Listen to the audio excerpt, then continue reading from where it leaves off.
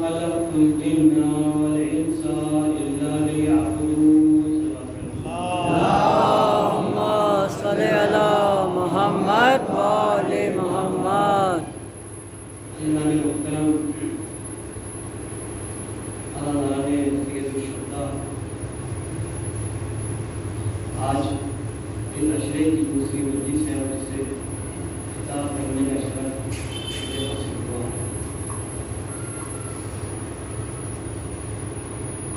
جس آیت کریمہ کی تلاوت کی سعادت مجھے حاصل ہوئی ہے وہ سورہ ذاریات کی 56ویں آیت، جس میں خدا عالم متعال ارشاد فرما رہا ہے کہ وما خلقت الجن والانس الا ليعبدون، کہ میں نے تمام انسان و جنات کو یا تمام انس و جنس کو صرف اور صرف عبادت کے لیے پیدا کیا. بے شک کہ میں آپ کو موضوع نصیب کروں، آہستہ آہستہ اس کا ترجمہ اس کے مفہوم بتا دوں، آپ کو عبادت ہو جائے گا. صلوات پر محمد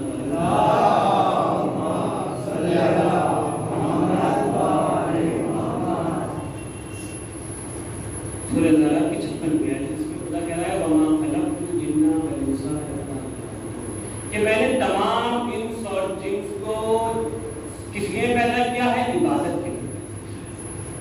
اب جب یہ خدا عالم کہہ رہا ہے قرآن میں کہ میں نے تمام انس اور جنس کو کس لیے پیدا کیا؟ عبادت کے لیے پیدا کیا، تو سوال ہمارے ذہنوں میں فوراً یہ پیدا ہوگا کہ اگر خدا عالم نے عبادت کے لیے پیدا کیا ہے تو صرف اور صرف ہمارا مقصد عبادت ہونا چاہیے. اس زندگی میں 24 گھنٹے کا جو ہمارا ڈیلی روٹین ہے، جو ہمارا یہ شیڈول ہوتا ہے زندگی کا، یعنی اس میں بس صرف اور صرف ہمارا پہلا کام کیا ہوتا ہے کہ ہماری کیا ہوتی ہے؟ عبادت ہونی چاہیے. تو عبادت ہونی چاہیے، تو عبادت کو ہم کیا سمجھتے ہیں؟ نہیں ہم 5 وقت کی نماز پڑھ لینا کوئی عبادت سمجھتے، بلکہ عبادت کا دوسرا عبادت ہے. ہم روزے رکھنے کو عبادت سمجھتے، عبادت ہے. حج کو، خمس کو، زکات کو، جہاد کو اور جتنے عبادت کے کام ہیں ہم کیا سمجھتے ہیں؟ انہیں عبادت سمجھتے ہیں، وہ عبادت ہے. لیکن خدا یہ کہہ رہا ہے کہ میں نے صرف اور صرف کس لیے پیدا کیا ہے؟ انسان کی خلقت کا ہدف کیا ہے؟ عبادت ہے. تو اب ہمیں اس سے پتہ چلتا ہے کہ صرف یہ عبادت نہیں ہے، نہیں بلکہ عبادت کا معنی کچھ اور ملتا ہے ہمیں. کیوں؟ کیونکہ خدا نے کہہ دیا قرآن میں کہ ہم نے تمام انس اور جنس کو کس لیے پیدا کیا ہے؟ عبادت کے لیے پیدا کیا ہے بس، اور بس میری عبادت کرے. تو اب یہ پتہ چلا کہ عبادت یہ بھی ہے، لیکن اس کے علاوہ اور کچھ کام ہے جو عبادت کیا ہے؟ یعنی ہر وہ کام آپ کا عبادت ہو جاتا ہے جس کام میں خدا کی مرضی مل جائے. جو کام مرضی پروردگار ہو وہی کام ہمارا عبادت ہو جاتا ہے. اب کوئی آفیسر ہے وہ جاب پر جا رہا ہے، کوئی ڈاکٹر ہے وہ کلینک پر جا رہا ہے، کوئی کسان ہے وہ کھیت پر جا رہا ہے. جس کا جو بھی کام ہے، جس کا جو بھی پیشہ ہے، وہ اپنی مرضی پروردگار کے لیے کر رہا ہے، اپنے وقت کے ایمان کی مرضی کے لیے کر رہا ہے، تو اس کا کام وہ عبادت بن جاتا ہے. بس خداوند عالم یہی کہہ رہا ہے کہ جس کام میں میری مرضی ہو، پھر پوری دنیا بھی تل جائے، پوری دنیا بھی تمہارے سامنے کھڑی ہو جائے اور یہ کہتی ہوئی نظر آئے کہ تم اس کام کو انجام نہ دینا، بس تم اس کام کو انجام دو اور وہ کام میری مرضی کے مطابق ہو، تو وہی کام تمہارا عبادت میں شمار ہوتا ہے. صلوات پر محمد وآل محمد. صلی اللہ محمد وآل محمد. وہی کام پھر عبادت ہوتا ہے، پھر چاہے وہ کوئی کام بھی.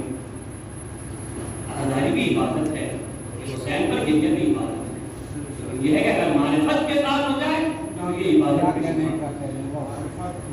پھر عبادت کی طرح عبادت کی عزاداری ہے تو پھر یہ اپنی مرضی کے مطابق نہ کی جائے. نماز اگر 4 رکعت ہے تو آپ 5 نہیں پڑھ سکتے، 3 نہیں پڑھ سکتے. صبح کی تو ہے تو میں کہوں مجھے اللہ سے بہت محبت ہے 4 پڑھوں صبح کی. کہے گا نہیں ایسی نماز تمہارے منہ پر بات جائے گی، 2 ہی پڑھو. کیوں؟ کیونکہ میں نے 2 کا حکم دیا ہے. تو اب عزاداری جو ہے، عزاداری سید الشہداء ہے جس کی بنیاد جناب زینب نے رکھی، امام سجاد نے خطبوں سے جس کی بنیاد رکھی. تو اب ہمیں امام سجاد بچائیں گے کہ کس طرح سے عبادت کرنی ہے، ہمیں جناب شہزادی زینب بتائیں گی کہ یہ عبادت عزاداری کس طرح کرنی ہے. اگر ان تک رسائی نہیں ہے، اگر وہ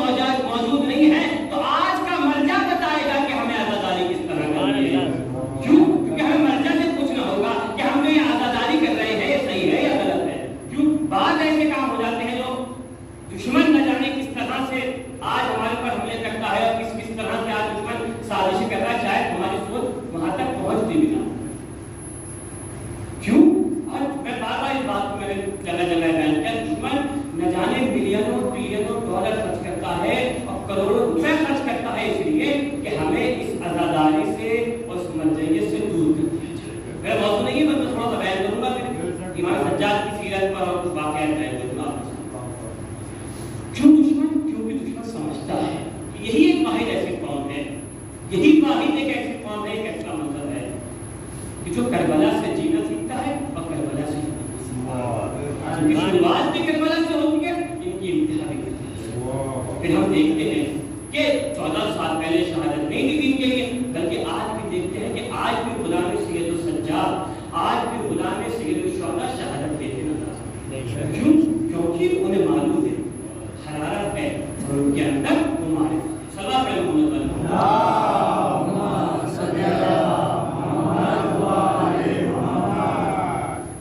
یہ عزاداری عبادت ہے تو گھر میں اس سے بھی پوچھ کر کرنا چاہیے، یہ مطلب سے نہ جانے کس سے پلاننگ کی جاتی ہے، کہ میں تیار کیے جاتے ہیں کہ ہمیں مرجعیت سے اور اس عزاداری سے دور یہ اس عزاداری کے رنگ کو ٹھیک ہے، لیکن دشمن کو معلوم نہیں ہے کہ اس عزاداری کو سید الشہداء نے، امام حسین علیہ السلام نے اپنے خون سے رنگا ہے، تو پھر دنیا کی کوئی بھی سپر پاور طاقت ہو پھر اس عزاداری کے رنگ کو پھیکا نہیں کر سکتی۔ کیوں؟ کیونکہ انہوں نے اس کی بنیاد رکھی، سید الشہداء نے اپنے خون سے رنگا ہے اس پر۔ ایک بار پھر سلوات کریں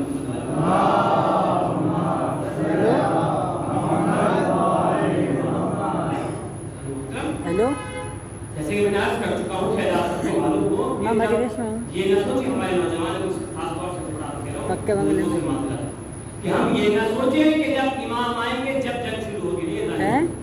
آج کلچرل وار ہے، آج دشمن اشرا شروع ہو گیا نا، آپ پر گولی سے وار نہیں کرے گا، آج دشمن آپ کے سامنے سے آپ کے وار نہیں کرے گا۔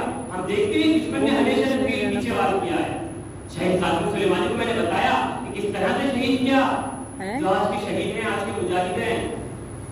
شہید قاسم سلیمانی کو دشمن کبھی سامنے سے شہید نہیں کر سکا، اور ملتا ہے، دیکھیں آپ ڈاکومنٹری مل جائے گی آپ کو یوٹیوب پر، سوشل میڈیا پر۔ شہید قاسم سلیمانی جب جنگ میں جاتے تھے، جنگ کے میدان میں جاتے تھے، تو نہ کوئی بلٹ پروف جیکٹ ہوتی تھی، نہ ریڈ لائٹ والی کوئی گاڑی ہوتی تھی، نہ بلٹ پروف کار ہوتی تھی، نہ 8-10 باڈی گارڈ ہوتے تھے، نہ کوئی اسلحہ ان کے پاس ہوتا تھا۔ کیوں؟ پھر طاقت کہاں سے ملتی تھی؟ تو انہیں پروردگار کی معرفت، جب معرفت ہو تو یہ امریکہ اسرائیل سپر پاور نہیں رکھتے اسے، پھر بس اللہ سپر پاور نظر آتا ہے۔ تو پھر جب ایران میں انقلاب آتا ہے، امام خمینی جب اللہ کو سپر پاور سمجھتے ہیں، امریکہ کو سپر پاور نہیں سمجھتے، اسرائیل کو سپر پاور نہیں سمجھتے، رضا شاہ پہلوی کو، بادشاہ کو سپر پاور نہیں سمجھتے۔ کیوں؟ کیونکہ وہ اللہ کو سپر پاور سمجھتے ہیں، اللہ کو سب سے طاقتور سمجھتے ہیں۔ تو پھر کیا دیکھتے ہیں کہ جب ایران میں انقلاب آتا ہے اور اتنی بڑی کامیابی ملتی ہے، تو یہ نہیں کہتے کہ ان شہیدوں کی وجہ سے ہمیں کامیابی ملی ہے، میں نے رات کی محنت کی تھی مجھے اس لیے کامیابی ملی ہے، نہیں، بلکہ امام خمینی کہتے ہوئے نظر آتے ہیں، کہتے ہیں کہ ما حج دارین السید الشہداء دارین، یعنی آج ہمیں جو کچھ بھی کامیابی ملی ہے، آج ہمیں جو کچھ بھی آزادی ملی ہے، یہ آزادی ملی ہے، یہ ہمیں نبی سید الشہداء سے ملی ہے، یہ امام حسین علیہ السلام سے ملی ہے۔ اللہ کے محمد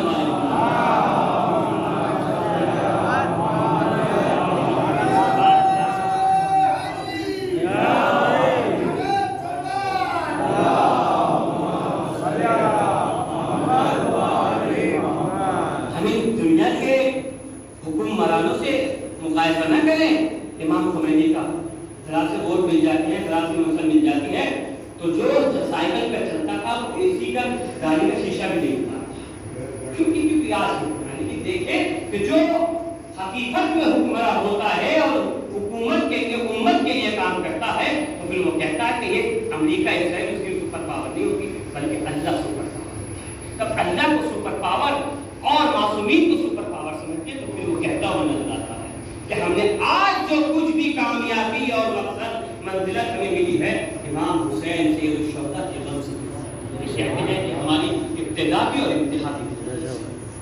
دیکھتے ہیں کہ نہ جانے میں نے کہا تھا کہ پھر جب معرفت ہو اور اللہ کی بس رضایت ہو، دیکھا ہم نے داعش نے جب عراق میں سر بلند کیا تھا تو یہی ایک حسینی ادادار تھا ایت اللہ سستانی، جو کھڑے ہوئے تھے اور کھڑے ہونے کے بعد بس ایک فتویٰ دیا تھا کہ ہر عراقی کو، ہر شیعہ باہر آ جا، داعش کے خلاف قیام ہو۔ پھر ہم نے دیکھا داعش آج نام و نشان نہیں ہے۔ کیوں؟ یہ طاقت ہے، مرجعیت کی پاور ہے، اس میں یونائٹ میں ایک جگہ چھوڑ دو۔ آج کسی طاقت سے دشمن ڈرا ہوا ہے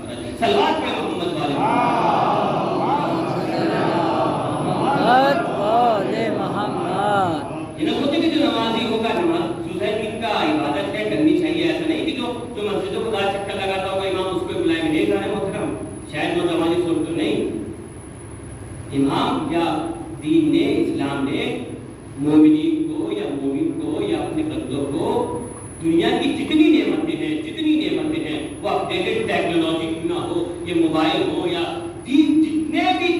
جتنی بھی آج ترقی یافتہ اسلحے ہیں اور جتنی بھی یہ موبائل یا گیجٹس آپ دیکھ رہے ہیں، منع نہیں کیا آپ کو اسلام کے استعمال کرنے کے لیے، کہا ہے اسلام نے کہا استعمال کرو آپ، اور اچھی سے اچھی چیز کا استعمال کرنے کے لیے اسلام نے کہا ہے، یہ نہیں کہا کہ کم کا اکتفا کریں، نہیں زیادہ کا اکتفا کریں، لیکن معرفت کے ساتھ۔ دیکھیں آج یہ موبائل جو آج ہمارے ہاتھوں میں ہے بہت اچھی چیز ہے، ہم اس سے دور بھی نہیں ہو سکتے، انٹرنیٹ ہے اس سے دور بھی نہیں ہو سکتے، ہم کہیں گے ایک دوسرے سے رابطہ کیسے برقرار کریں گے، کیسے کنیکٹیوٹی کریں گے ایک دوسرے سے، لیکن یہی اگر ہمارا موبائل، اگر ہم کسی موبائل سے اپنے ہاتھ میں شیطان بھی رکھ سکتے ہیں اور اپنے ہاتھ میں ہدایت کا اسلحہ بھی رکھ سکتے ہیں، وہ ہمارے اوپر ڈیپینڈ کرتا ہے۔ آج دیکھیں دشمن نہ جانے کتنی کوشش کرتا ہے، کتنی سازش کر رہا ہے کہ آج ہمیں دور کر کے چلے۔ آج انٹرنیٹ کا آپ دیکھیں زیادہ مصرف استعمال سب اسی چیز کی علامت ہے کہ ہمیں دور کیا جا رہا ہے۔ میں نے پیش کیا تھا کچھ نئے لوگ چھوٹا سا جیسے بیان کر دوں، شاید آپ کو بور لگے، لیکن جب سروے ہوا ہندوستان میں کہ سن 2009 میں ہر ہندوستانی کتنا یوٹیوب دیکھتا ہے تو پتا چلا کہ سن 2009 میں 2 منٹ ایک ہندوستانی یوٹیوب دیکھتا تھا، اور جب سن 2019 میں دوبارہ سروے ہوا کم سے کم اتنا، تو یہ انٹرنیٹ کا یوز کرنے کی بڑھوتری یا اس طرح کی یہ نہ سوچیں کہ عام بات ہے، حادثات ہیں، ہو گئے، نہیں، دشمن ہمارے اس طرح سے سازش کرتا ہے شاید ہم نہ سمجھ سکیں، لیکن ہمارے مرجع ہیں، یہ ہمارے علماء ہیں جن پر ہماری جانیں قربان ہو، جن پر ہماری جانیں قربان اور نچھاور ہو، کہ یہ جو آج دیکھیں دشمن سے وقت کے دشمن سے آ کر رہتے ہیں اور دیکھتے ہیں کیوں، جیسے میں نے شہید قاسم سلیمانی کے بارے میں بتایا کہ وہ شہید قاسم سلیمانی تھے جو بنا بلڈ پروف جیکٹ کے، بنا کسی ہتھیار کے اسلحے کے میدان میں آ جاتے، اور آج دشمن کبھی قاسم سلیمانی کو سامنے سے شہید نہیں کر سکتا، کیوں؟ کیونکہ دشمن ڈرتا تھا، اسے معلوم تھا یہ ایسی ویسی شخصیت نہیں ہے، ڈرتا تھا دشمن، اور جب دشمن بزدل دشمن نے حملہ کیا ہے قاسم سلیمانی پر تو سامنے سے جنگ کے میدان میں شہید نہیں کیا قاسم سلیمانی، نہیں، بلکہ بزدلوں کی طرح، نامردوں کی طرح ان کی گاڑی پر میزائل سے اٹیک کرا دیا گیا بغداد ایئرپورٹ پر، کیوں؟ کیونکہ دشمن ڈرتا تھا، معلوم تھا، اور دشمن آج بھی شہید قاسم سلیمانی سے ڈرتا ہے، ابو مہدی مہندس سے ڈرتا ہے، اور دیگر ہمارے شہیدوں سے ڈرتا ہے۔ آپ اس کو پریکٹیکل کر لیجیے گا، دیکھ لیجیے گا کہ آج دشمن کیوں ڈر رہا ہے، کیوں؟ کیونکہ جتنا دشمن زندہ قاسم سلیمانی سے نہیں ڈرتا تھا جتنا آج مردہ قاسم سلیمانی سے ڈر رہا ہے، کیونکہ کل قاسم سلیمانی اس بدن کی قید میں تھا، اس بدن کی قید میں تھا، لیکن آج قاسم سلیمانی آزاد ہے، بلکہ آج ایک قاسم سلیمانی نہیں ہے بلکہ انیک قاسم سلیمانی ہے جو روڈوں پر آ کر کہتے ہوئے نظر آتے ہیں کہ اگر تم نے ایک قاسم سلیمانی کو شہید کر دیا تو تم یہ نہ سمجھو کہ قاسم سلیمانی کی سوچ مٹ گئی، قاسم سلیمانی کا مشن ختم ہو گیا، سید الشہداء کا مشن ختم ہو گیا، نہیں، بلکہ اس قوم کا بچہ قاسم سلیمانی بن کر دکھائے گا۔ اور آج ہمیں دیکھنے کو ملتا ہے کہ دشمن آج مردہ قاسم سلیمانی سے ڈرتا ہے، اور ڈرتا ہوا نظر آتا ہے کہ جب ہم دیکھیں کہ اگر قاسم سلیمانی کا فوٹو آپ فیس بک پر اپلوڈ کر دیں، انسٹاگرام پر اپلوڈ کر دیں، تو آپ کیا دیکھیں گے کہ فوراً سوشل میڈیا کی ٹیم جو ہوتی ہے، جو فیس بک کی ٹیم ہوتی ہے، فوراً آپ کی فیس بک پر نوٹیفیکیشن دیتی ہے کہ آپ نے جو فوٹو اپلوڈ کیا ہے یہ آتنکواد کو بڑھاوا دیتا ہے، یہ فیس بک کی گائیڈ لائن کی ان کے رول کے خلاف ہے، اسے آپ فوراً ہٹا دیں یا ہم آپ کی فیس بک آئی ڈی کو بلاک کر دیں گے۔ ہوا ہے نا، کتنے نوجوان بھائیوں نے بتایا کہ ہوا ہے ان کے ساتھ، میرے ساتھ جو ہوا دیکھا ہم نے، کیوں؟ کیونکہ قاسم سلیمانی سے آج دشمن ڈرنے کو تیار ہے، ڈرنے پر مجبور ہے، کیوں؟ کیونکہ قاسم سلیمانی سے آج اتنا نہیں ڈرتا جتنا زندہ قاسم سلیمانی سے ڈرتا تھا، کیوں ڈرتا ہوا نظر آ رہا ہے؟ کیونکہ انہوں نے جو کام کیا ہے معرفت پروردگار کے لیے کام، کیوں؟ کیونکہ جناب زینب کے روضے کو بچانے کے لیے کام کیا، سید الشہداء کے روضے کو بچانے کے لیے کام کیا، تو پھر اس نے انہیں عزت دی ہے، اس نے انہیں عزت دی اور اس مقام پر پہنچا دیا کہ آج دشمن ڈرتا ہوا نظر آتا ہے اور مجبور ہے کہ آج شہید قاسم سلیمانی کا فوٹو دیکھنے کو تیار نہیں ہے، ایک دم دشمن ڈرا ہوا ہے۔ بس میں موضوع کی طرف آتا ہوں، جلدی ختم کروں گا، آپ نے پڑھائی صلوات پڑھیں محمد علیہ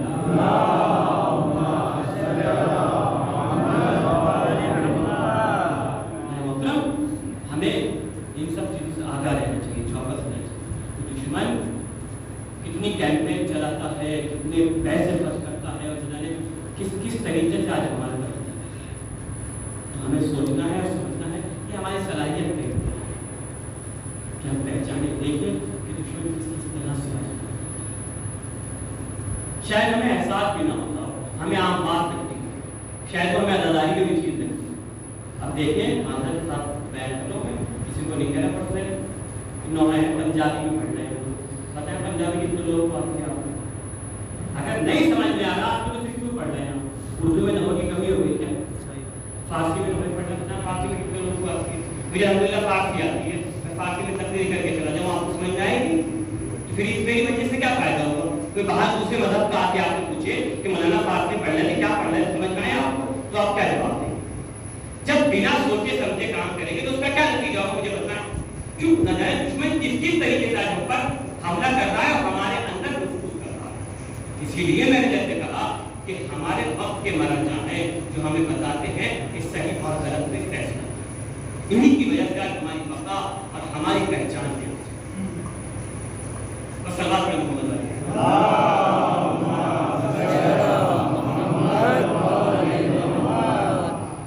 मौला सज्जाद है चौथे इमाम, इनका लक़ब अली है।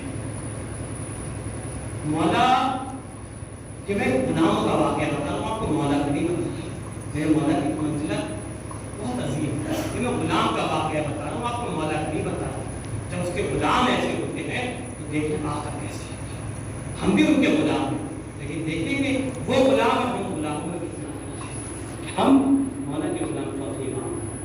जब गुलाम का ज़माना था, मौला का दस्तूर का तरीका था कि गुलामों को खरीदा करते थे, परवरिश करते थे घर में और गुलामों को यहाँ करते थे। और जो दूर देहात के इलाके होते थे वहाँ पर तबलीग के लिए मुहैया देते थे। जब जाता था कोई मौला का गुलाम जब किसी मोहल्ले में किसी शहर में, तो वहाँ पर जब जाता था और जाने के बाद जब तबलीग करता था और जब वहाँ का माहौल बदल जाता था तो लोग आते थे देखने के लिए कि कौन शख्स है और क्या है कि जिसने हमारे मोहल्ले का हमारे इलाके का आकर माहौल बदल दिया।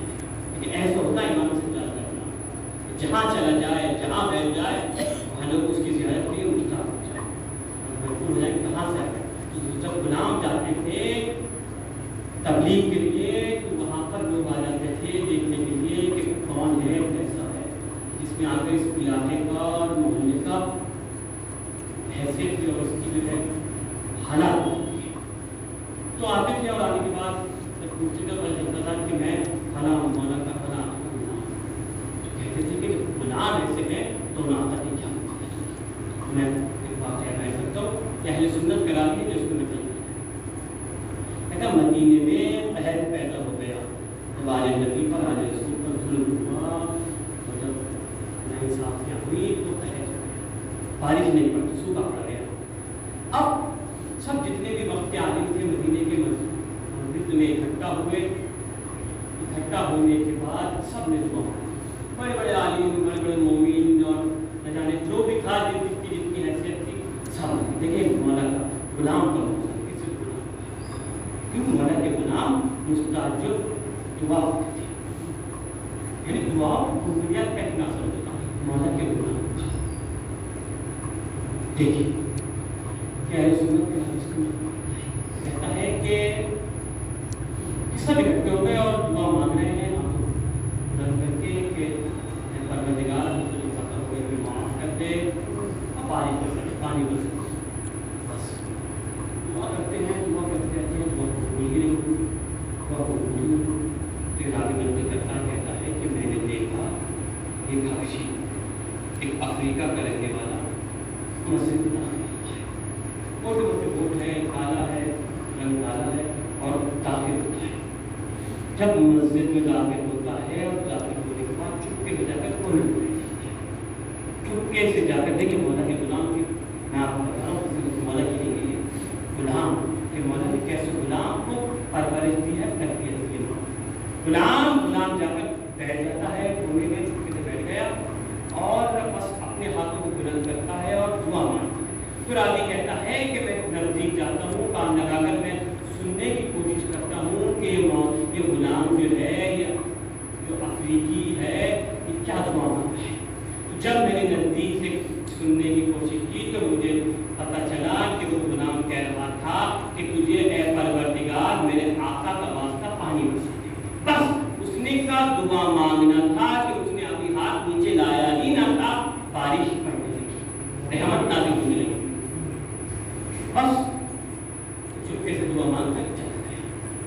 बाकी लोग सोचते थे कि शायद हमारी दुआ कबूल हो गई, खुदा ने हमारी सुन ली।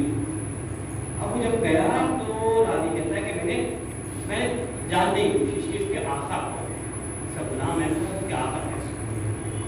तो मैंने पीछे पीछे गया, मैंने जाने की जब पीछे पीछे गया तो मैं देखा कि महल बनी हाशिम नाम, और जब आगे बढ़ा तो अहले बैत के घर की तरफ जाता है, और जब घर की तरफ बढ़ा तो मैंने देखा कि मौला सज्जाद चौधरी इमाम के घर के अंदर दाखिल हो।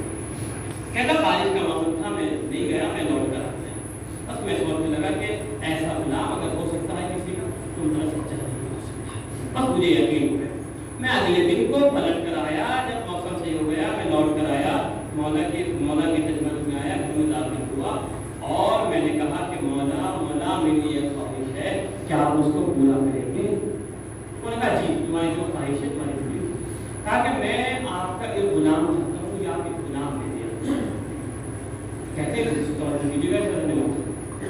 कहते हैं कि मुझे अपना एक गुलाम दे दो। अब सब गुलामों को इकट्ठा किया गया, गुलाम आते, लेकिन वो गुलाम नहीं है। उसने कहा वो नहीं, तो मैंने बात दी कि तुम जहाँ छुपे हुए हो तुम सामने आ जाओ। गुलाम सामने आ गया। बस कहा कि हाँ मुझे वाला गुलाम ने मुझे मांगी थी। कहा कि गुलाम को दे दो। और गुलाम को मौला ने हुक्म किया और कहा कि जाओ, तुम्हें आज से मैंने आज़ाद किया और तुम इनके हो। बस उस गुलाम ने हाथों को बुलंद किया और कहा परवरदिगार, मैंने तुझसे कसम खाई थी कि मैं जब तक रहूंगा मौला के दर पर रहूंगा, और जिस दिन हाथ से जुदा हो मुझे मौत दे दे। ऐसा कीजिएगा गुलाम की वजह तो मुझे मौत दे देगा। बस क्या खुदा ये मेरी कसम को पूरा कर लिया, मुझे मौला से जुदा कर। देखिए कितना आशिक कितने मौला के आशिक। कहा दिया मेरी कसम को पूरा कर लिया, मुझे मौला से जुदा कर। बस इतना कहना था, हाथों को बुलंद करना था, वही गुलाम जमीन पर गिर गया और मौत हो गई। इस तरह से मौला के गुलाम कि जो दुआ मांग लेते दुआ मौला के गुलामों की मतलब बहुत सारी बात हैं कि मौला गुलामों के बस चंद रिवायत और बयान कर रहा हूँ। जरूरत है बात का मोहम्मद अली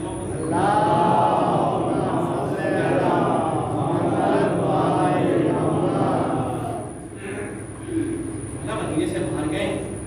मौला सज्जाद जब मदीने में दाखिल होते थे तो देखा कि गुलाम जानवर कुत्ते को खाना खिला रहा है। मौला ने देखा गुलाम की शक्ल को, तो गुलाम की शक्ल को देखा तो मौला ने कहा जब मुझे आज से मैंने आज़ाद कर दिया।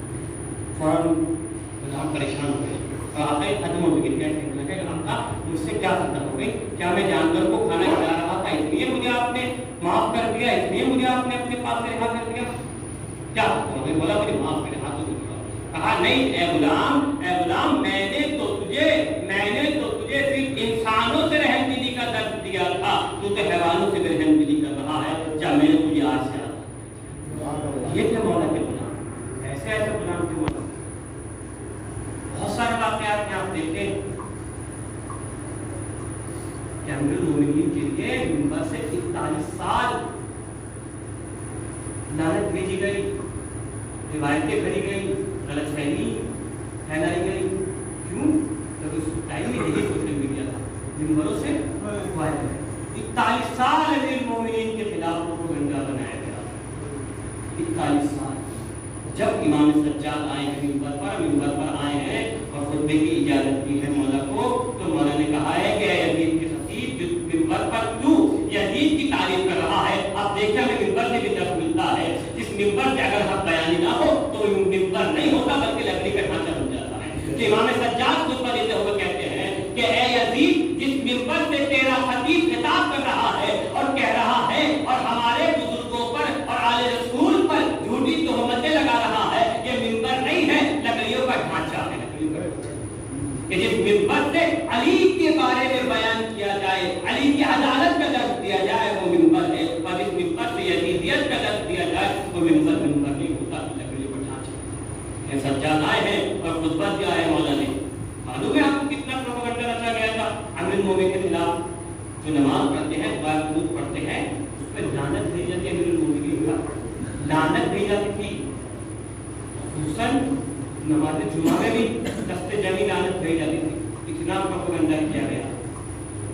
ये तक नहीं था कि अमीरुल मोमिनीन के बारे में, हिंदुलाल मासूमीन के बारे में जब इमाम सज्जाद आए हैं, जब कहा गया है खारिजी है, इन्हें गिरफ्तार कर देना है, तहरीर करना है, जब मौलाना सज्जाद ने खुतबा दिया, तहवील खुतबा है, 41 साल प्रोपेगेंडा रचा गया अमीरुल मोमिनीन के खिलाफ, अहले बैत के खिलाफ, लेकिन वो अली का लाल तो हुसैन का लाल जब मिंबर पर आया है, सिर्फ रिवायत में मिलता है, उलमा कहते हैं, कोई कहते हैं 30 मिनट, कोई कहते हैं 35 मिनट, कोई कहते हैं 40 मिनट, इससे ज्यादा नहीं मिलता कि इमाम सज्जाद ने खुतबा दिया हो।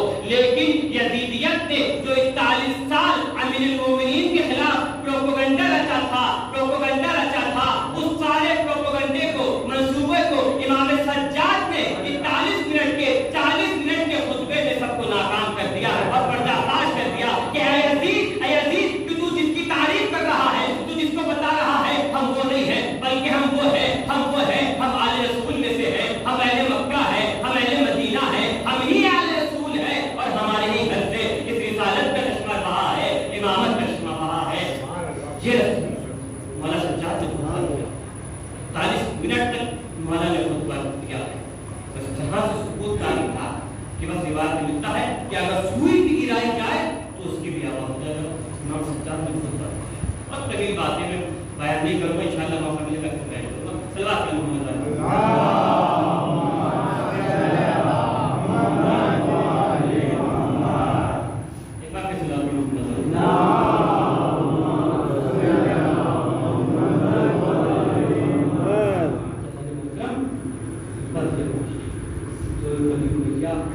यजीद ने जो प्रोपेगेंडा किया था, सिर्फ मौला के 40 मिनट के खुतबे सारे मसले पर ये सुनाई लेकिन हम देखते हैं कि हमारा एक हुसैन का चाहने वाला, हुसैनी एक मोमिन, एक अज़ादार, एक मर्जा खड़ा होता है, दुश्मन के सालों साल की प्लानिंग क्यों मारिफत के साथ होता है, और जब उसी के अंदर बस मैं खत्म कर रहा हूँ। बस एक बहुत बड़ा प्रोफेसर है अंग्रेज, ब्रिटेन का शायद, विलियम्स चेटिंग इसका नाम है, जिसने सहीफे सज्जादिया को इंग्लिश में तर्जुमा किया। प्रोफेसर अभी जिंदा है। तो प्रोफेसर से पूछा गया कि तुमने शिया मजहब की किताब का क्यों तर्जुमा किया? देखिए मौलाना किस तरह से आज भी हिदायत करते हैं, शर्त है कि बसीरत हो। कहते तुमने, जब उससे पूछा गया कि तुम ईसाई हो, तुमने ये शियों की किताब का तर्जुमा क्यों किया? क्यों तर्जुमा किया तुमने शियों की किताब का? अब जब उससे पूछा गया कि तुमने शियों की किताब का तर्जुमा क्यों किया, उसने कहा कि जब मैंने इस किताब का तर्जुमा किया 1400 साल पहले जो इमाम सज्जाद ने दुआएं और मुनाजातें मांगी थी, वो दुआएं जो पहले सलासल में इमाम सज्जाद ने दुआएं लिखी है और दुआएं मांगी हैं, तो मैंने देखा और जब मैंने रिसर्च की तो मुझे पता चला कि अगर किसी को 100 साल भी दे दिए जाएं, 200 साल भी दे दिए जाएं, तो ऐसी दुआएं और ऐसी ही बातें नहीं कर सकता। कहा कि मैं फलस्तीन नहीं, मैं शिया हूँ। वो जो मौला की दुआ का तर्जुमा करते वो शिया हो जाता है। मतलब ये है मेरे मौला की मंजिलत। जब बनी उमैया ने मौला पर पाबंदी लगा दी कि आप खुतबा नहीं देंगे, मौला जब खुतबा देने के लिए जाते थे मिंबर पर, फौरन फौज आ जाती थी और मौला को रोक दिया जाता। तो मौला लेकिन जब भी नहीं बैठे तो मौला सैयद साजिदीन थे, वो सैयद साजिदीन कहा जाता है। सिर्फ शायद ऐसा ना शायद हमारे तक पहुंची है बात की मौला बस बीमार है, नहीं, इसलिए शायद ही बड़ा अच्छा कहा है। चाहे से पेश करो सारे से बात का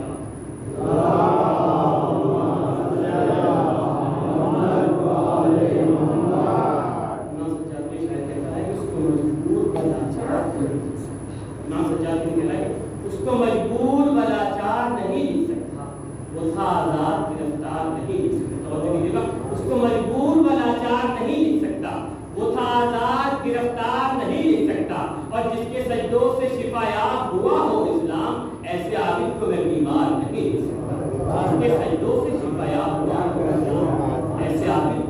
नमाज नहीं हो सकता। जब इबादत का और रब्त का और माबूद तारीफ की जाए तो हो नहीं सकता कि इमाम सज्जाद तारीफ नहीं की जाए, इमाम सज्जाद के बारे में होते कि मैंने आयत भी आपके सामने तिलावत की और तक नहीं पहुंचा पाया, मतलब बातें निकल गई पीछे कि क्यों, क्योंकि हमने परवरदिगार की सिर्फ और सिर्फ इबादत के लिए सज्जाद के इमाम सज्जाद के लिए है कि जब कोई साहिल आता था और उसे जब पैसे सदका दे रहे थे तो अपने हाथ को मौला छूना।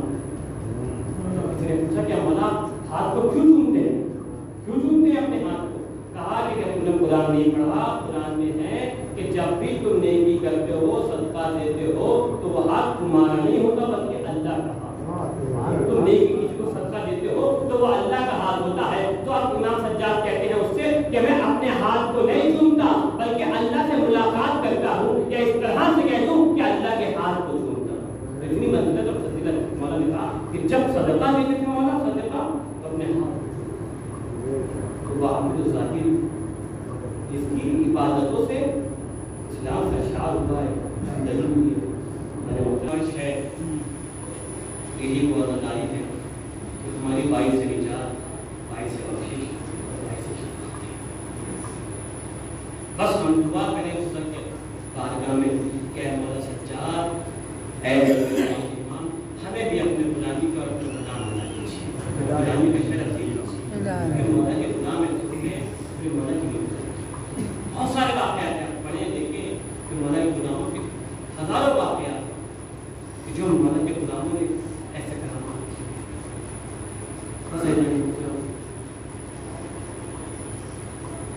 यही है हमें उसी इमाम को, उसी के घराने को जहाँ से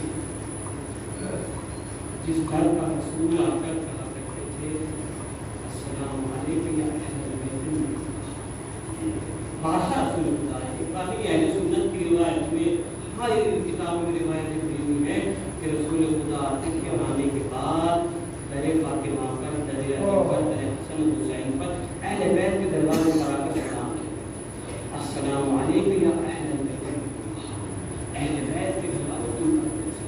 लेकिन देखा कि वफात के कुछ दिनों बाद ही उस दरवाजे को जला दिया। जुल्म की शुरुआत शुरू हुआ था वहाँ से यही करबला में ये दुश्मनी अली की करबला तक खींचे। क्यों? क्योंकि ज़ैनब ना होती तो ये करबला करबला ये न जाती।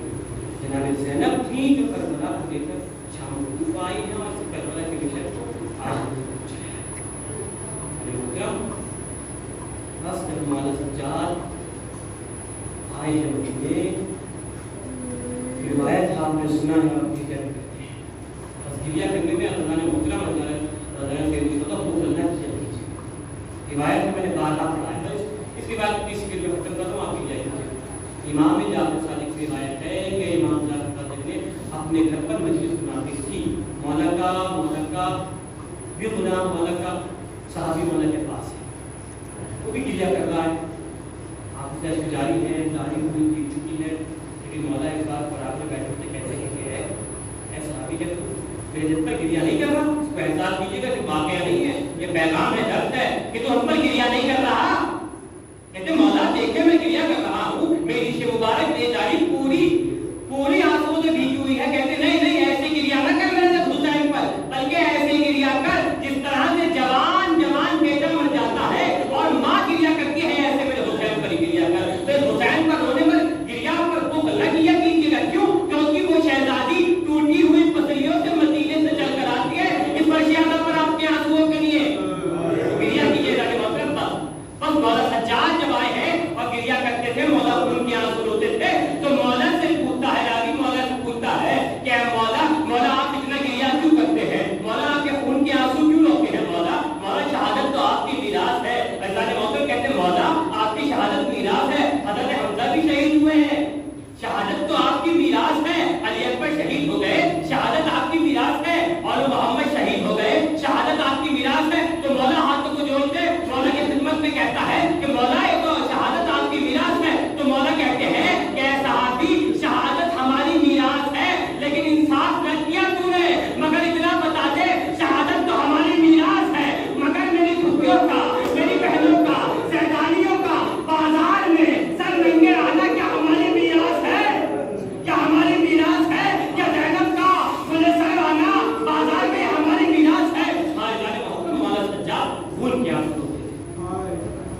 वाक़यात जब जब पानी आया है, मौला सज्जाद ने हुसैन तो गुजरते थे, बड़ा कसाई बैठा होता था तो उससे पूछते थे, कहते थे कि तूने जुम्बे को, तूने भेड़ को, तूने बकरे को ज़िबा किया है, तो मैं क्या तुझसे पूछूं कि जब तूने ज़िबा किया था तो इसे पानी पिलाया था या नहीं पिलाया था?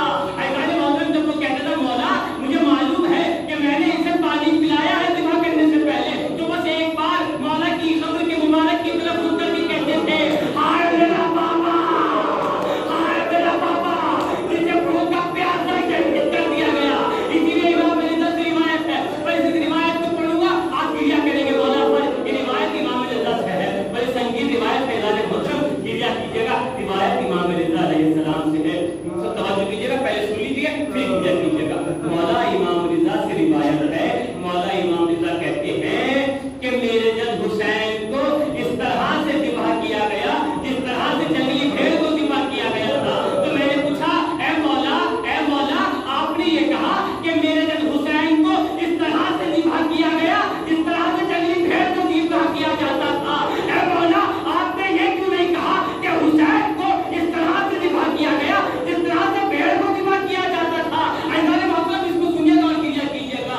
अरब के जाहिलियाना दस्तूर था, जब जिहालत का दौर था तो अरब में क्या होता था, 10-15 अरब लोग इकट्ठा होते थे और एक भेड़ को परवरिश किया करते थे। क्रिया कीजिएगा, ऐसा कीजिएगा, क्रिया करेंगे ना इंशाअल्लाह आपके आंसू नहीं रुकेंगे। कि जब 10-5 अरब लोग इकट्ठा होते थे और एक भेड़ को या एक बकरे को छोटे सा खरीदते थे तो उसको परवरिश देते थे, परवरिश देते थे, एक साल का खूब खिलाते थे, खूब खिलाते थे, खूब देख देख करते थे। देखिए मैं आपको बताइए कर रहा हूँ, आप जिसने एहसास कर लिया उसके आंसू नहीं रुकेंगे। बस वो एक साल तक खूब परवरिश करते थे उसकी। जब एक साल हो जाता था तो ये उनका खेल था, इस तरह से वो खेला करते थे और अपना दिल करते। एक साल जब हो गया, बकरा दूसरा 1 साल का हो जाता था तो उसको लाते थे मैदान में और बीच में छोड़ देते थे, चारों तरफ हल्का बना लेते थे। हाय मेरे मौला की हल्का बना लेते। क्यों इमाम रिज़ा ने कहा कि मेरे जब हुसैन को किस तरह शहीद किया गया, जंगली भेड़ की तरह शहीद किया गया। अब जब उस भेड़ को तैयार कर लेते थे, जंगली भेड़ को, तो बीच में छोड़ देते थे, तो कोई तलवार से हमला करता था भेड़ पर, कोई नेज़े से हमला करता था, कोई तादियाने मारता था, जिसके पास कुछ ना होता था वो पत्थर उठाकर उस भेड़ पर मारा करता था। वाह हुसैन की कुर्बान, जब जनाबे हुसैना जिंदा जन्नत क्या पर आई है और आने के बाद इस मंजर को देखा कि मौला हुसैन नरमे अश्किया के बीच में जालिमों का घेरा, ज़ैनब ने ललकार कर कहा, ए अंताखी क्या तू मेरा भाई है? मौला ने इशारा किया, ज़ैनब तू खेमे में चली जा, तू ना देख सकेगी जब जिब्र मेरे सीने पर बैठेगा।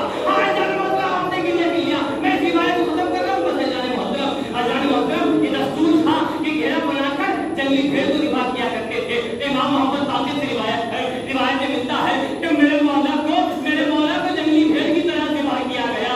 आज जालिमों का मजमा था, जालिमों ने घेरा बना रखा था। हाय मेरा हुसैन, कोई तालियाने मार रहा था, कोई तलवार से वार करता था। हाँ जालिमों का गुर्बत हुसैन कि जिसको कुछ ना मिला वो ज़मीन की खाक उठाकर हुसैन पर मार रहा था।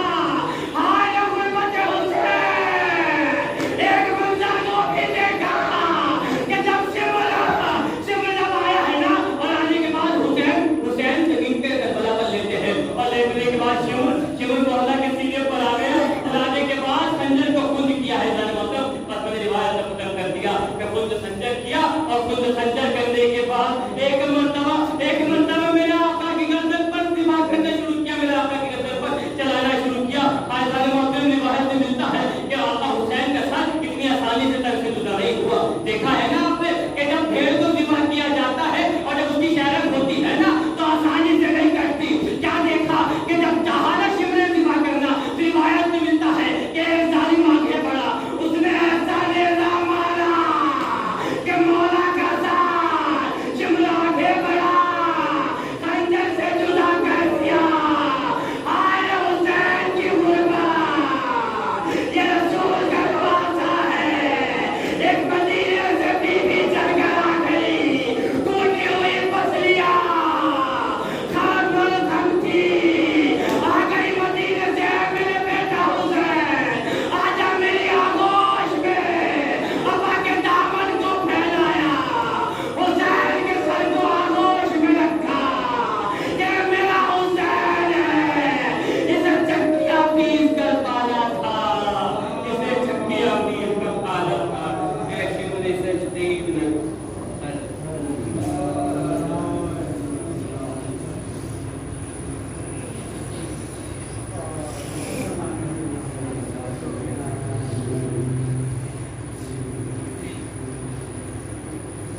اللہ